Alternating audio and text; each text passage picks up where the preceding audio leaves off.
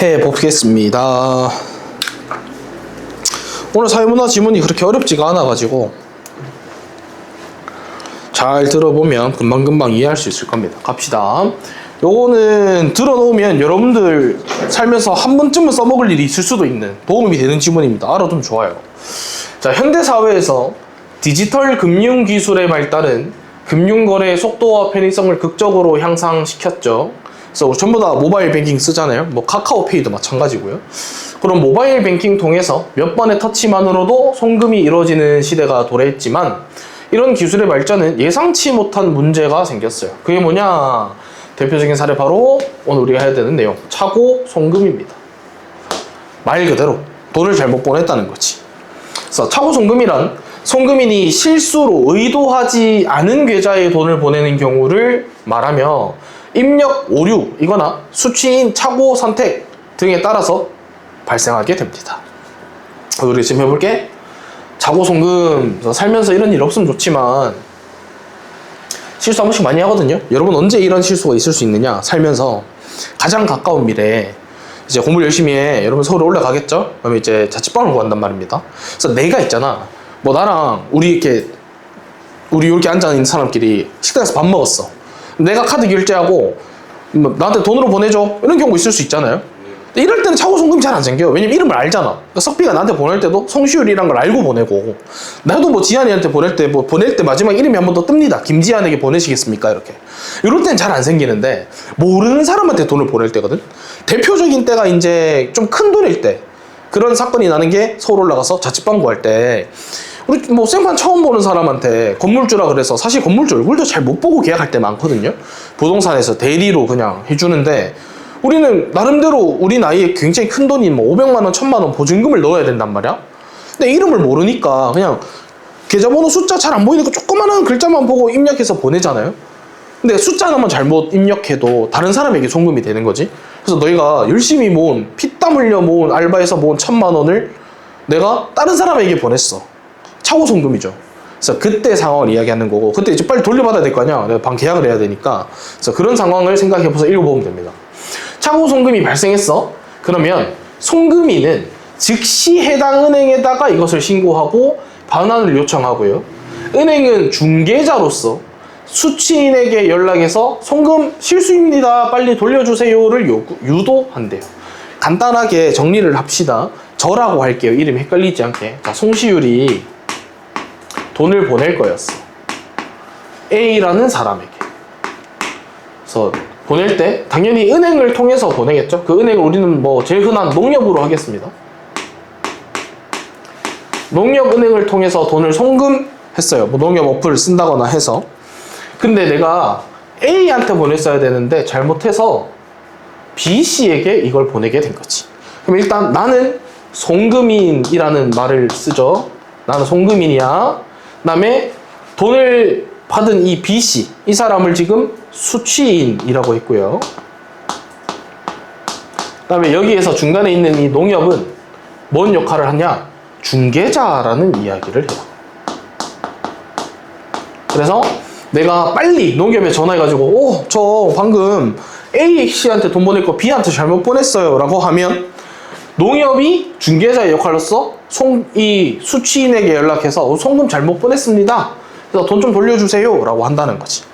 자, 이때 수취인이 그래요? 알겠습니다. 그러면 뭐 간단하죠. 돌려받으면 끝입니다. 근데 이제 문제는 뭐야? 싫은데요? 돈 돌리기 싫습니다만 이거나 연락이 아예 안 돼버려. 이 사람이 전화를 안 받아. 이런 경우에 이제 상황이 복잡해지더라. 자, 송금인이 직접 법적인 절차를 진행해야지만 이제 돈을 돌려받을 수 있게 돼요. 법적 절차를 밟아야 돼. 자, 차고 송금인, 다시 말해서 돈을 실수로 잘못 보낸 사람. 그래서 여기에 똑같은 말이니까 계속 정리합시다. 차고 송금인, 잘못 보냈어. 잘못 보낸 송시율이 그 실수를 바로잡기 위해서 직접 회수를 시도하지만 법적 대응에 들어가는 비용, 시간, 절차의 복잡 이런 것 때문에 실질적인 피해를 감내해야만 되는 거야. 실제로 제가 이제 뭐 개인적인 일이 있어서 법적인 대응을 해본 적이 있는데 비용도 비용이지만 시간이 굉장히 오래 걸려요. 제가 2024년 말쯤에 진행 중인 이 소송은 아직도 진행 중입니다. 실제로. 그러니까 생각해봐. 너희들이야? 나 오늘 보증금 내고 들어가야 되지. 근데 나처럼 시간이 오래 걸린다 생각해봐봐. 돈 돌려받아서 보증금 내라 그러면 대학교 3학년이야. 그때까지 어디 있을 거냐고. 내 피땀 흘린 1,000만 원 어떡할 거냐고. 그런 문제가 되죠. 그 다음에 봐봐. 또 특히나 금액이 소액이야. 너네가 뭐 한 1,000만 원 이런 것도 아니야. 막 10만 원이야. 아니면 뭐 붕어빵 먹고 지금 현금 없으니까 계좌로 많이 보내드리잖아요. 근데 현금이 없어서 계좌로 보내드리려고 했는데 그 3,000원을 다른 사람한테 잘못 보냈어. 그런 소액일 경우에 그거 다시 돌려받기 위한 회수에 들어가는 행정적인 노력, 비용이 그 3,000원이라는 실제 이익보다 훨씬 많이 드는 경우도 있을 수 있다 이거야. 자, 수취인의 연락처조차 파악하지 못하는 경우도 많기 때문에 송금인은 문제 해결에 어려움을 겪을 수밖에 없다. 근데 여기에서 여기까지 읽고 나서 이런 의문 생길 수 있어요. 이거 왜 못합니까? 수취인의 연락처. 왜냐면 제가 은행에 전화하면 은행이 이 사람한테 전화해 준다면서요. 그럼 은행한테 전화해서 제가 직접 말할 테니까 전화번호 주세요 라고 해도 되는 거 아니에요? 할 수 있는데 요거 개인정보법에 의해서 불법입니다. 농협에서 다른 사람 전화번호 못 알려줘요. 심지어 요즘에 가족번호도 잘 안 알려줍니다. 진짜 요즘 빡빡해요. 안 알려줘. 이에 따라 차고 송금인은 단순 실수가 부당한 손실로 이어지는 현실에 불합리함을 느끼겠죠. 난 조금 실수했을 뿐인데 내 1,000만 원이 없어졌잖아. 불합리함을 느끼고요. 제도적으로 보완 좀 해줘라. 그 다음에 금융기관, 농협 너네가 좀 적극적으로 좀 역할을 좀 해줘라. 이것을 요구하는 입장을 갖게 된답니다. 계속 가보면요. 법적으로 볼 때 차고 송금인은 민법 741조에 따라서 부당이득 반환이라는 걸 청구할 수 있어요. 자, 요거 사회문화 지문에서 굉장히 자주 나오거든요. 이 부당이득 반환.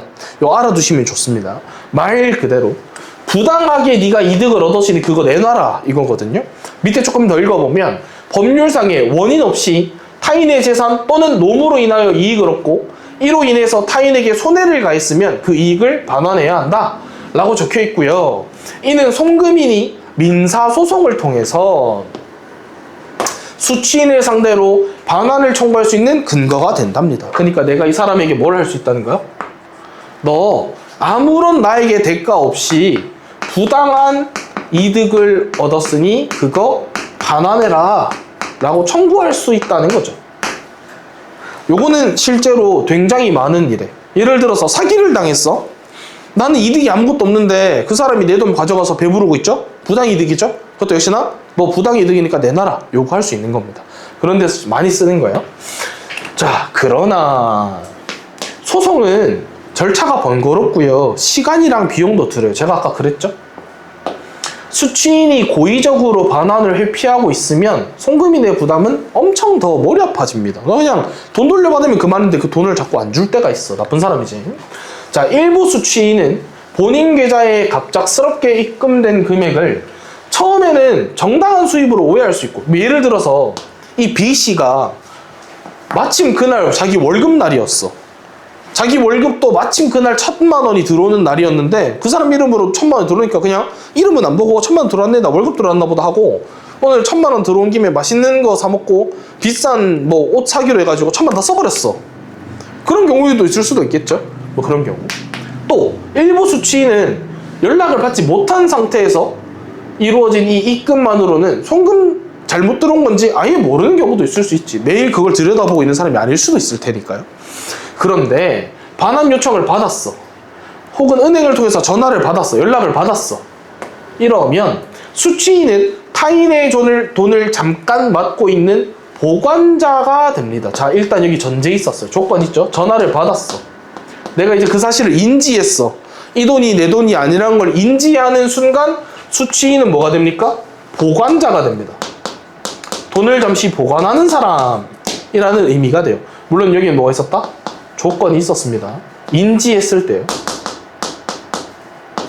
인지했어. 연락을 받았어. 형사상으로. 자, 이런 거 잘 집어야 되죠. 아까는 뭐였어? 민사상이었거든.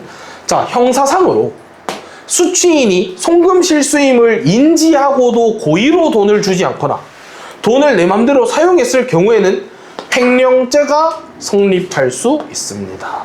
그러니까 내가 이런 상황 반대로 내 통장에 아무런 출처 모르는 돈이 들어왔어. 그럼 써도 된다 안 된다? 안 된다. 특히 알면 더 이상 쓰면 안 된다. 횡령죄는 타인의 재산을 보관하는 자가, 아까 뭐라 그랬어요? 보관자라 그랬잖아. 보관자가 반환을 거부하거나 임의로 썼을 때 성립이 되는데, 횡령죄가 성립할 경우 뭐가 돼? 이제 형사처벌을 받아. 민사는 나랑 너랑 우리 둘 간의 싸움이라면, 형사는 나랑 너랑이 아니라 너랑 수사단체랑, 이제 그래서 쇠고랑 찬다 이 말인 겁니다. 쇠고랑 찬다. 자, 핵심적인 그럼 쟁점은 뭐냐? 수취인의 행동이 선이었느냐 악이었느냐에 따라 다른다 이랬으니까, 이 수취인의 행동을 나눠볼 수 있겠네요.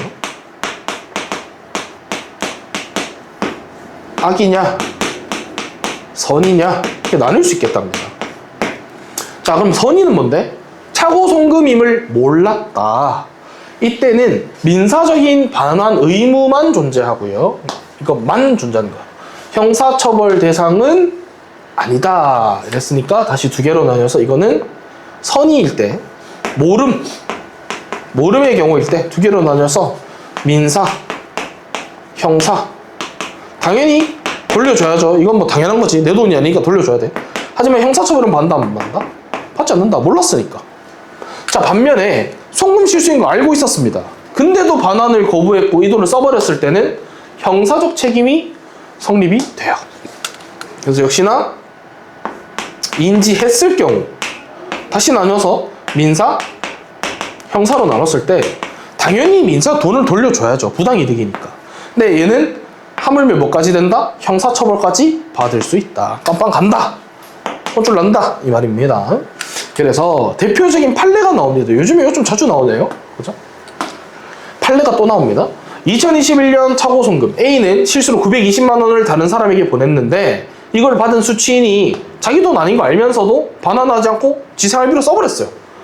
이에 대해서 수취인이 자금의 출처를 알고 있었는데 반환 안 하고 썼기 때문에 불법 영득 의사가 인정된다라고 하면서 결국 어떻게 돼? 징역 2개월에 집행유예 1년. 뭐가 된 겁니까? 형사 처벌 받은 거죠. 형사처벌. 그래서 차고송금에 대한 법원의 아주 명확한 판단 기준을 보여줍니다. 쓰면 안 돼. 자, 은행은요, 송금 행위의 통로 역할을 하지만 실질적으로 차고송금을 발생시킨 주체는 당연히 아니죠. 차고송금은 내가 발생시킨 거지 얘는 아무런 잘못이 없죠. 넘기면 죄가 없어. 차고송금은 송금일의 실수로 인해서 발생된 거기 때문에 은행은 당연히 책임이 없습니다. 다만 금융 소비자를 보호하기 위해서 내가 보호해줄게, 도와줄게 해서 수취인한테 전화도 해주고요, 반환할 의사 있는지 물어봐주고요, 신고 절차를 안내해주는 등 이런 이 역할을 수행해주는 거고요. 그 다음에 차고송금 반환 지원 제도에 중요한 협력 주체로 참여해주는 겁니다. 책임은 없어. 그냥 도와주는 사람들인 거야. 자, 그러나 수취인이 반환을 거부하면 아까 했던 말 나와요. 은행이 연락처, 주소, 이런 돈 받은 사람의 수취인의 개인정보를 알려줄 수 있다 없다? 없다. 알려주면 안 돼요. 그리고 내가 가가지고 두드려 패서 뺏어올 수 있다 없다? 당연히 없다. 이런 법적, 제도적 한계는 송금인이 은행이 소극적이다 라는 인상을 줄 수 있겠지만, 이건 은행이 하기 싫어서 안 하는 게 아니라 개인정보보호법 등에 관한 법률에 따라서 제한을 받는 거예요. 그래서 개인정보보호법 생각보다 굉장히 흔합니다. 뭐 이렇게 학원에서 상담 전화하면 제일 많이 물어보는 게 뭔지 아세요? 전화 오면 거기 누구 다녀요? 이겁니다. 근데 뭐 아주 예전에는 저희 뭐 여기 영경이도 다니고 공부 잘하는 시안이도 있고 석빈이도 있고 이렇게 했을 테지만 요즘은 그렇게 하면 안 돼요. 그래서 실제로 저희가 안내할 때도 다 알려드릴 수 없지만 뭐 백땡경, 김땡한 뭐 이런 애들 다닙니다. 뭐 이렇게 알려주고, 밖에 플랜카드 걸 때도 잘 보시면 공부 잘했다고 짱짱맨 플랜카드를 걸어준 학원들도 있잖아요. 그 짱짱맨이라는 큰 칭찬을 해주는 거에도 플레임 들어가는 경우가 없죠. 다 중간에 비어 있어요. 그렇죠? 그게 다 개인정보보호법. 그리고 저한테 전화 와가지고 뭐 쌤 저 뭐 지한이 친구 지돌인데요, 지한이 전화번호 알려주세요 하면 알려주면 안 됩니다. 알려주면 안 돼요. 개인정보보호법. 자, 계속 가보면, 자, 이런 한계가 있잖아. 그러면 도대체 돈 잘못 보낸 사람 어떡하냐고 엉엉 울면서 기다려? 그런 송금인의 부담을 완화하기 위해서 도입된 것이 바로 뭐냐? 차고송금 반환지원 제도입니다. 여러분 알아두면 좋아요. 이거 이런 제도가 있어요, 얘들아. 물론 대부분은 요 받은 사람이 돌려줍니다. 이거 뭐 함부로 쓸 수 있는 돈이 아니기 때문에 들고 있어봐야 뭐예요. 근데 정말 악당을 만나버렸어. 그럴 때는 이런 제도가 있습니다, 여러분. 예금보험공사가 운영하고요. 자, 이거 주체 파악 잘해야 되죠. 이 사람들이 운영하는 거야. 예금보험공사. 차고 송금한 송금인의 신청이 있을 경우에, 이게 또 뭐지? 케이스죠. 조건이 있어. 신청을 했을 때 예금보험공사가 지원 계정에서 차고 송금 수취인에 대한 부당 이득 반환 채권을 매입하고요. 수취인에게 자진으로 돌려줄 걸 안내합니다. 자, 이 부분 있죠. 이 부분 애들이 생각보다 굉장히 이해를 까다로워했거든. 갑자기 뭐 채권 나오고 이러니까 아주 쉽게 설명해 볼게. 아주 쉽게. 우리에게 굉장히 흔한 일이야. 예를 들면 이런 거야. 내가 마이크를 쳐버렸네. 내가 연경이한테 5만 원 빌렸어. 근데 연경이도 지한이한테 5만 원 빌렸던 거야. 그럼 이럴 때 무슨 일이 생겨 항상? 야, 나 옛날에 지한이한테 5만 원 빌렸었으니까 슈리 네가 지한이한테 5만 원 그냥 바로 갚아리. 이거 뭔지 아시죠? 이런 일이 한 번씩 꼭 있잖아, 그치? 사실 뭐 누구도 손해보는 일이 없죠? 지한이는 연경이한테 5만 원 받으면 그만인데 연경이도 저한테 5만 원 받으면 그만이잖아요? 그러니까 내가 이 5만 원 지한이한테 바로 주는 거. 이해돼? 이게 어떻게 되는 거냐면, 자, 이 사이에 지금 좀 좁은데 여기 써볼게요. 다른 색깔로 써드릴게요. 자, 예금 보험 공사가 있어. 그러니까 이 사람들이 누굴 도와주는 거야? 차고 송금인 도와주는 역할을 하는 거잖아. 그러니까 이 사람한테 가가지고 말하는 거지. 님 500만 원 주셈. 왜냐하면 어차피 나 이 500만 원 얘한테 받아야 되는 거잖아. 아주 쉽게 전달하면, 물론 1년의 과정이 훨씬 더 있긴 하지만 아주 쉽게 설명하면 예금보험공사가 나한테 500만 원 줘. 그리고 500만 원 이 사람은 누구한테 가서 받겠다는 거야? 얘한테 가서 야 500만 원 줘 이렇게 하겠다는 거야. 이해되셔요? 오케이, 그런 거야. 아주 쉽게 말하면 그 과정을 다시 한번 설명을 해보면요. 자, 만약 수취인이 싫은데요? 라고 해. 그러면 법원에다가 지급 명령을 신청해서 돈을 회수하고요. 회수 비용 공제한 다음에 남은 금액을 차고 송금인에게 돌려주는 제도입니다. 뭔 공제하느냐? 이 사람이 이 예금보험공사가 이 수취인 B씨한테 가서 야 돈 내놔 할 때 돈이 들어갈 거 아닙니까? 뭐 서류 같은 걸 보낼 때 인지세도 들어갈 테고, 그죠?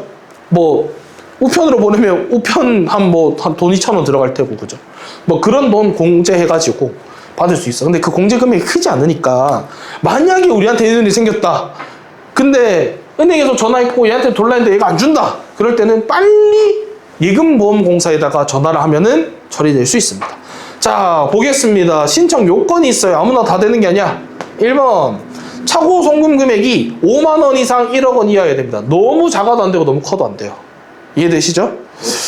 다음 둘째, 송금일로부터 1년 이내여야 되니까 너무 옛날 건 안 돼요. 다음 세 번째, 수취인이 자발적으로 반환하지 않았어야 합니다. 뭐 자발적으로 했으면 여기까지 신고할 이유가 없죠? 저한테 이미 돌려줬을 테니까요. 이 제도는 송금인의 심리적 부담을 줄이는 데 기여하고요. 제도 시행 이후에 실제 회수율도 일정 수준 향상이 되었습니다. 차고 송금의 이 문제는요, 결국 기술의 편리함, 인간의 실수, 이것이 만나는 지점에서 생기는 거죠. 이로 인해서 송금인은 억울한 손실이 생기고, 수취인은 만약에 나쁜 의도가 없었다면 의도와 관계없이 갑자기 내가 법적인 책임을 질 수도 있게 되고, 은행은 실무적인 역할을 수행하지만 강제력이 떨어져. 이들 세 당사자의 입장, 송금인, 중개자, 수취인 모두가 일리가 있습니다. 그래서 이해관계가 충돌할 수밖에 없어요. 이처럼 차고 송금은 단순한 금융 실수가 아니라 개인의 권리, 의무, 제도의 한계, 사회의 정의가 교차하는 문제예요. 그래서 차고 송금 문제는 개인 차원의 신중함과 공공 차원의 제도적 완성이 모두 요구되는 영역이라고 할 수가 있겠습니다. 오케이, 난이도가 그렇게 어렵지 않았죠? 그리고 심지어 우리한테 필요한 도움이 되는 지문이라 가지고 이런 거 읽어두면은 도움이 많이 됩니다. 쓸 일이 없길 바라지만요. 좀 쉬시다가 사회문화 6도 오늘 그렇게 어렵지 않거든요. 좀 쉬다가 사회문화 6 할 때 뵙겠습니다. 쉬다 오세요. 자, 다음 거 해봅시다. 이제 요 부분이 여러분들과 저한테 크게 의미가 없는 부분이죠? 혼인신고에 대한 걸 배웁니다. 이게 내가 해봤더라면 여러분들에게 많은 걸 알려줬을 테지만 나도 뭐 실전 경험이 없어가지고 이론적으로만 빠삭하게 전달을 드리도록 하겠습니다. 가보죠. 내용 자체가 어려운 게 아니라서 잘 정리만 하면 되거든요. 자, 일반적으로 혼인은 남자 여자가 부부가 되는 걸 말하는 거고요. 과거에는 특정한 법적 절차가 없어도 그냥 결혼식 같은, 그러니까 우리가 결혼식장 갔다 왔어 하는 그 결혼식은 사회적인 관습이고, 예전에는 이것만 하면은 너네 이제 결혼했다 이렇게 봤단 말이지. 하지만 지금 우리나라를 비롯해서 대부분의 국가는 법으로 규정한 절차를 따라야지만 혼인이 성립되는 법률혼 제도입니다. 그래서 법으로 엮여야 돼요. 그리고 사회적 관습보다는 혼인신고 같은 법적 절차가 더 중요해요. 비교급이니까 체크하시고, 당연히 그래서 뭐 여러분들은 아직 너무 어리죠. 근데 제 친구들은 저를 제외한 대부분은 결혼을 했는데, 결혼식을 했는데 혼인신고는 아직 하지 않은 부부가 제 주위에도 많습니다. 그러면은 나라에서는 결혼식 했다고 해서 신혼부부로 봐주지 않는다는 거예요. 반대로 결혼식을 못했는데 혼인신고를 했다 그러면 나라에서는 부부로 인정해준다는 거지. 그래서 혼인신고가 굉장히 중요해요. 혼인은 사회를 구성하는 기본 단위인 가족을 형성하는 일이기 때문에 국가 근간을 이루는 중요한 과정이고, 그래서 법으로 보호하는 겁니다. 따라서 현대사회에서 혼인은 법적 절차에 의해서 이루어지는 것이고, 여기에 참여한 남녀에게는 법적 효력이라는 것이 생겨요. 자, 계속 가보겠습니다. 혼인이 성립하기 위해서는 실질적 요건과 형식적 요건, 이것을 어떻게 해야 되는데 모두 만족해야 됩니다. 그러니까 둘 중에 하나가 아니라 모두. 그럼 정리하면서 좀 가볼게요. 혼인,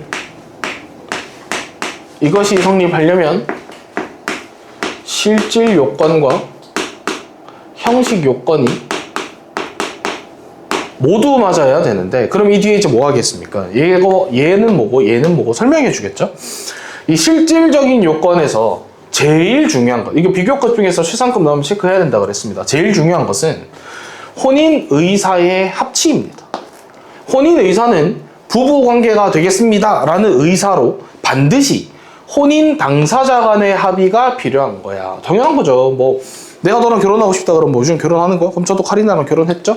근데 내가 하고 싶다고 해도 카리나가 그래 나도 너랑 하고 싶어 라고 해야 가능한 겁니다. 그래서 합치가 필요해. 정리하면서 갈게요. 두 개로 나눠야 되는데, 실질적인 요건부터 가보겠습니다. 실질적인 요건, 그 중에 첫 번째 의사의 합치, 이게 있어야 되고요. 또 다른 실질적인 요건은 바로 연령과 혼인 자격입니다. 나이라는 거죠. 그 다음에 혼인 자격. 뭐가 있느냐? 일단 남녀는 모두, 둘 납니다. 둘 다 혼인 적정 연령인 만 18세에 도달을 해야 되고요. 만 18세, 여기도 좀 있죠? 지금 만 18세 생일 지난 사람 있네. 그거 봐. 그럼 여기는 지금 현우는 결혼할 수 있는 거야. 그치? 법적으로 결혼할 수 있습니다. 있지만 현우는 지금 어른이 아니죠? 미성년자죠? 미성년자에 해당해. 그럴 때 어떻게 해야 된다? 부모와 혹은 법정 대리인의 동의를 얻어야지 가능하다 이랬으니까, 두 번째 연령 만 18세 이상이어야 되고, 단 미성년자는 부모 혹은 대리인 동의가 있어야 된다. 그러니까 현우가 하고 싶다고 할 수 있는 건 아니다. 부모님 혹은 법정 대리인이 동의가 있어야 돼요. 그 다음에 얘가 빠졌죠? 혼인 자격. 또 이건 뭐가 있느냐? 8촌 이내의 혈족 관계가 아니어야 합니다. 우리나라는 8촌 이내의 혈족 관계를 근친혼으로 보고 있어요. 그 다음에 배우자가 있는 사람은 중복해서 결혼할 수 당연히 없지. 이걸 이제 중혼이라고 하죠. 중복 결혼 안 된다. 그래서 혼인 자격 뭐가 있느냐? 8촌 이내면 안 돼. 이거는 가족 간의 결혼이라고 치기 때문에 안 됩니다. 그 다음에 중혼, 중복 결혼, 이것도 안 됩니다. 이건 쭉 나열했는 이게 보다 실질적인 요건. 그럼 이렇게 보면 되겠죠? 다음 봐야 되는 거는 형식적 요건이 나오겠지. 자, 그럼 형식적 요건이 뭐인지 한번 봅시다. 형식적인 요건은요, 혼인신고의 이행이래요. 혼인신고하는 거야. 부부로서 법적 효력을 인정받으려면 혼인신고서를 제출하고, 그러고 나서 접수하고, 그리고 나서 수리가 완료되어야 합니다. 혼인신고를 마치면 혼인 당사자는 상대방에 대한 법적 배우자의 지위를 얻게 되고요. 나 이제 법적으로 너의 배우자야 이렇게 말할 수 있게 되는 거고, 서로 사촌 이내의 혈족과 그 배우자의 뭐가 돼? 인척관계가 돼. 그러니까 나에게 새로운, 피가 섞이지 않은 새로운 가족이 또 생기는 거죠. 그래서 이에 따른 가족 부양, 공동생활의 협조, 정조의 의무 같은 법적 권리와 의무가 생겨요. 또 혼인 당사자가 가지고 있던 재산, 혼인 이후의 재산에 같은 법적 효력, 재산에 대한 법적 효력이 생긴다. 그랬으니까 형식적 요건을 좀 정리해보면 혼인 신고를 하는 겁니다. 요것은 제출하면 끝이다? 아니야. 접수되고 난 다음에 그것이 수리 완료까지 돼야지 이제 우리가 뭐가 돼? 부부다 이렇게 얘기할 수 있는 것이고, 이게 되고 나면 생기는 것들이 있네요. 그죠? 간단하게 좀 이야기해보면 일단 법적으로 배우자가 됩니다. 이제 내 배우자가 생긴 거야. 그 다음에 인척관계가 생기고요. 가족이 생겼다는 거죠. 그 다음에 권리, 의무, 그리고 재산에 대한 효력, 이런 것들이 발생하게 된다. 이렇게 정리할 수 있겠죠? 그래서 다시 한번 정리해보면 혼인, 이것이 성립하려면 실질적인 요건과 형식적인 요건 모두가 성립이 돼야 되죠. 둘 중에 하나만 있어도 되는 게 아니다. 그리고 실질적인 요건은 요렇게, 형식적인 요건은 요렇게가 있습니다. 됐죠? 오케이. 자, 여기까지가 이제 혼인하기 위해서 이런 자격들이 필요해요. 이랬다면 좀 좁으니까 지우고 전 여기다 다시 쓰겠습니다. 다 쓰셨죠? 자, 이제 혼인하기 위해서는 이런 게 필요했어. 그 뒤에 이제 하고 싶은 이야기는 뭐냐면, 평생 부부로 살아가겠다는 약속은 당연히 기간 명시할 수 없겠죠. 저 몇 년 몇 월까지만 부부할게요. 이런 거 안 됩니다. 그리고 원칙적으로는 무효하거나 취소하는 거 안 돼요. 근데 혼인의 성립 요건을 갖추지 못했을 때는 소송과 법원의 판결을 통해서 법률원 관계 정리가 가능하다는 거야. 그래서 이제 뭐 할 거냐면 혼인 무효, 혼인 취소를 다뤄볼 겁니다. 혼인 무효. 뭐가 있는데 보겠습니다. 첫 번째로 당사자 간에 합의가 없었던 경우, 합의가 없었어. 아까 이게 제일 중요하다고 그랬잖아. 그 다음에 당사자가 알고 봤더니 가족이었어. 먼 친척이었어. 8촌 이내 친척이었어. 이럴 때는 뭐가 돼? 혼인이 무효가 된대요. 그럼 하나씩 정리하면 되겠죠? 자, 일단 의견 합의가 없었을 경우, 그 다음에 근친혼인 경우, 혼인 무효 사유가 있는 경우에 혼인 당사자나 법정 대리인 또는 사촌 이내 친족, 꽤 많네요. 당사자만 되는 게 아니네, 그지? 법정 대리인도 되고 사촌 이내 친족도 되고, 어디 가서? 가정법원에 가서 혼인 무효 소송을 제기하면 되고요. 그때 내가 이런 이유 때문에 혼인을 무효하고자 합니다 하는 이 소송을 제기할 때는 입증 책임이 청구권자에게 있습니다. 그래서 청구권자라면 당사자가 청구했으면 당사자가, 대리인이 있으면 대리인이, 혹은 사촌인의 친족이 있다면 사촌인의 친족이 청구했으니까 그 사람이 입증하셔야 된다, 이 말인 거예요. 그래서 혼인 무효는 소멸시효, 청구기한이 없고요. 혼인 무효가 되면 처음부터 성립하지 않았던 상태로 돌아가서 모든 기록이 없어집니다. 정리를 조금 해보면요. 이것을 신청할 수 있는 사람은 청구권자, 이 청구권자에 들어갈 수 있는, 제기를 할 수 있는 사람이 당사자, 그 다음에 부모, 법정 대리인이겠죠? 대리인이라고 쓰겠습니다. 대리인, 그리고 사촌 이내의 친족도 되네요. 친족이 어디에 가서? 가정법원에 가서 뭘 신청하는 겁니까? 혼인 무효 소송.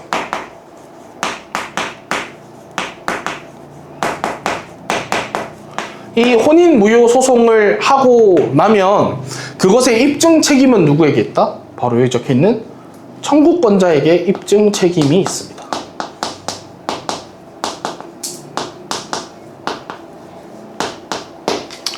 그래서 결정적으로 혼인 무효가 되고 나면 뭐라 그랬어?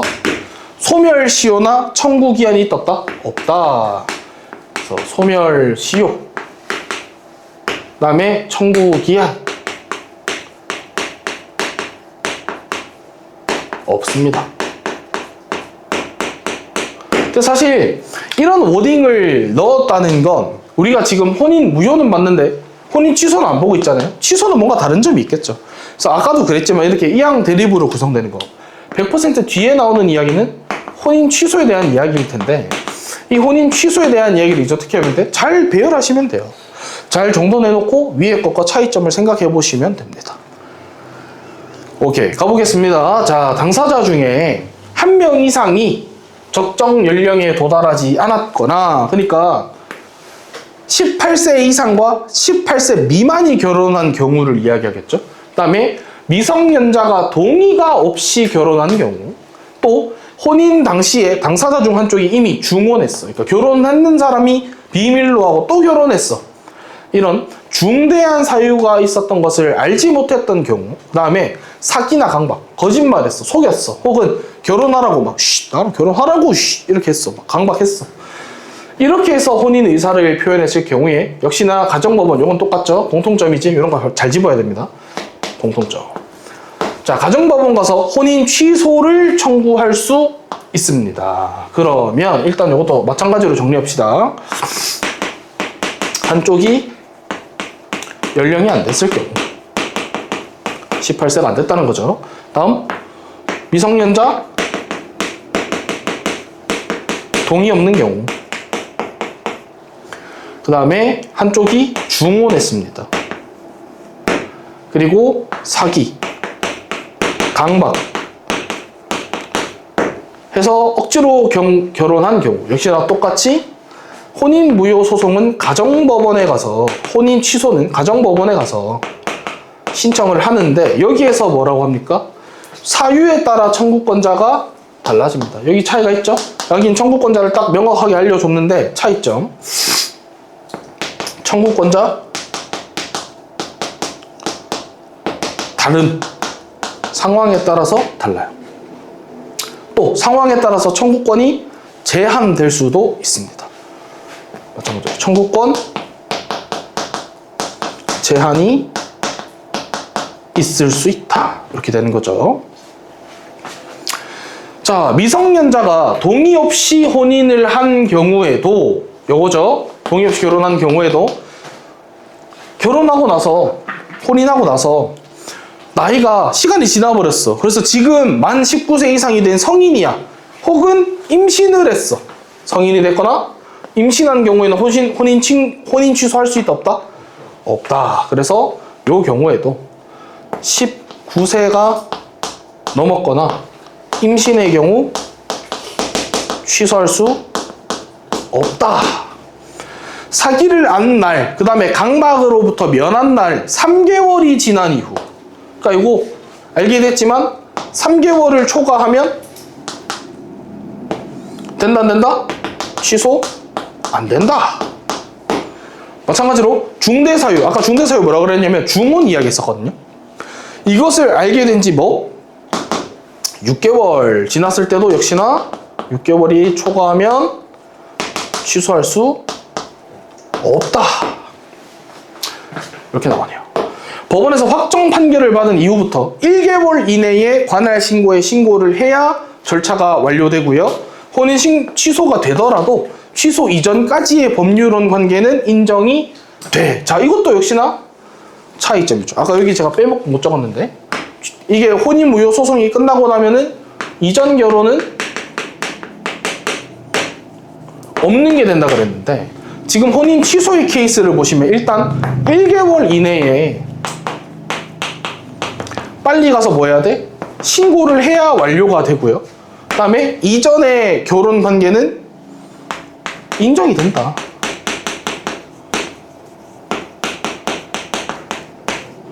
지금 보면은 이런 차이점들이 있습니다. 여기는 소멸시효 청구 기한이 없죠.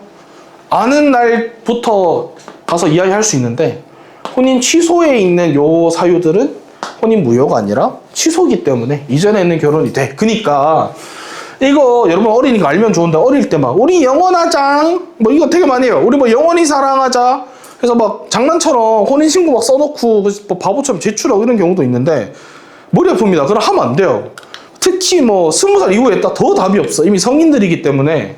그럼 여러분들 어떻게 되는 거냐면 혼인 뭐 취소가 되기도 쉽지 않겠지만 이혼이 되는 겁니다. 그러니까 이혼 기록이 남아요. 여러분들은 돌싱이 되는 거야. 돌싱이. 어릴 때 그 치기로 아시겠죠? 그러니까 막 쉽게 뭐 장난처럼 막 써가지고 종이에 넣어 다니고 이런 애들 있어. 막 영원한 사랑을 약속할 것처럼. 물론 그러면 좋겠지만 저도 저희 20살의 연애가 영원할 줄 알았는데 그렇지 않았다는 거. 여러분 쉽지 않습니다. 연애, 결혼. 그러니까 좀 보수적으로 생각하세요. 그리고 장난으로 하시면 안 돼요. 자, 지금 혼인 무효 취소 이야기 했고요. 다음은 뭐 할 거냐면 이혼 이야기 해보겠습니다. 여기 지워도 되죠, 이제? 자, 이혼. 가봅시다. 자, 이혼은요, 앞에 있는 무효, 취소랑은 또 다르죠. 혼인을 통해서 생겼던 이 법적 관계를 이제 종료하고 싶습니다. 라고 했다는 거야. 무효와 취소와는 달리, 이혼은 혼인이 적법하게 성립한 이후에 더 이상 부부 관계를 유지할 수 없는 상황에서 이루어지는 거예요. 이혼은 혼인 당사자 간의 합의에 의한 협의 이혼이 있고 법원 판결에 의한 재판 이혼이 있답니다. 역시나 이양 대립으로 구성하네요. 그러면 가보면 되겠네. 이혼 딱 쓰시고 협의 이혼부터 가보겠습니다. 협의상 이혼. 일단 협의상 이혼은 혼인 당사자 간의 뭐에 의해서? 합의에 의해서. 여보 우리 갈라서 합시다. 그래서 그래요 그게 좋겠습니다. 서로 합의가 되면 갈라지는 거야. 협의상 이혼은 부부가 이혼에 합의하고 법원에 이것을 확인받아서 혼인관계를 해소하는 건데요. 당사자가 함께 주소지 또는 등록 기준지에 또 여기네 가정법원 여기 가서 협의상 이혼 신청서를 제출하면 뭐가 돼? 일정 기간의 숙려 기간을 줍니다. 왜 요즘 유명한 거 많죠? 뭐 이혼 숙려 캠프 뭐 이런 거 있잖아요. 숙려 기간을 줘요. 이 숙려 기간이 지난 이후에 다시 법원에 출석해서 아직도 이혼하시고 싶으세요? 물어봅니다. 이때 이혼하시고 싶으세요? 만 물어보지. 이것만 물어보지. 타당성의 여부 이런 것들은 따지지 않습니다. 법원에서는 지금 판결하고 싶은 게 아니거든요. 이혼하실 거예요? 이것만 물어봅니다. 그래서 양육권이라거나 재산 분할이라거나 이런 문제는 원칙적으로 당사자들 간의 합의에 따라서 하는 거야. 법원은 확인 이후에 3개월 이내에 혼인 신고를 하면 자 기한이 있어요. 3개월 이내에 신고를 하면 법적으로 이혼이 확정 이렇게 되는 거야. 그러면 쭉 정리 한번 해봅시다. 합의를 통해서 하는 것이고 이혼 신청서를 어디에 또다시 절차 쭉 가보면 일단 가정법원에 가서 이혼을 신청서를 제출하면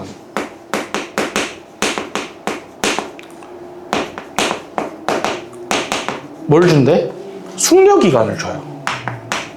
그래서 어지간하면 또 붙어 살면서 뭐 이럴 수 있잖아. 나랑 지한이랑 우리 뭐 부부인데 잘 살다가 좀 홧김에 그냥 헤어져 갈라서 이렇게 됐어. 그래서 다음날 갔는데 4주의 기간을 준단 말이죠. 그러면 이제 나랑 지한이가 그래도 뭐 그 기간 동안 지금 이혼한 게 아니기 때문에 집에서 요즘에 같이 보고 밥도 먹고 하겠죠. 그러면서 여보 그때 내가 좀 미안했다. 서로 화해하면 또 이혼 굳이 안 하고 잘 살 수도 있잖아요. 그런 겁니다. 자, 숙려의 기간을 갖고요. 그러고 나서 다시 출석. 재출석이죠. 재출석을 합니다. 이 재출석을 했을 때 뭘 물어봐? 혼인 의사의 여부를 따집니다. 혼인이래. 미안합니다. 이혼의 의사를 묻습니다. 이때 중요한 거 타당성은 따진다, 따지지 않는다? 따지지 않는다. 그러고 나서 오케이 저희는 그래도 이혼하기로 했어요 라고 하면 어떻게 해야 된대? 3개월 이내에 이혼 신고를 마쳐야 돼. 그러면 3개월 내에 이혼 신고를 안 하면 어떻게 될까? 이혼 처리가 안 되는 거예요. 오케이 이렇게 되는 거야. 자 이제 반면 요거는 뭐였어? 협의상의 이혼. 이건 또 두 개로 나눠. 협의상 이혼 말고 뭐였어? 재판상 이혼이 있겠죠. 재판받아서 이혼하는 거야. 그럼 어떻겠어? 물론 위에서는 우리 이혼하자 그랬더니 지한이도 나한테 그래 이혼하자 이렇게 돼가지고 둘이 이혼을 딱 하는 거였다면 이건 뭐였어? 한 명이 난 싫은데 난 이혼하기 싫어. 뭐야? 말 그대로 합의가 이루어지지 않은 케이스예요. 그래서 당사자 중에 한 명이 이혼 소송을 제기합니다. 그래서 재판을 통해서 이혼을 해소하는 거예요. 법원은 민법에 규정된 이혼 사유가 있는지를 고려합니다. 그래서 뭐 이혼 사유 뭐 여러 가지가 있겠죠. 단 소송 전에는, 소송하기 전에 반드시 법원에 뭘 해? 이혼 조정 절차라는 게 있어요. 그러니까 결국에는 이혼 소송이라는 걸 통해서 가는 건데, 이혼 소송이 들어가면 뭘 따져? 이혼 사유를 따지겠다는 거거든. 근데 여기서 중요한 말이 있네. 뭡니까? 소송 전. 그러니까 이 소송이 있기 전에 반드시 들어가야 되는 하나가 있어. 그게 뭐야? 이혼 조정 절차.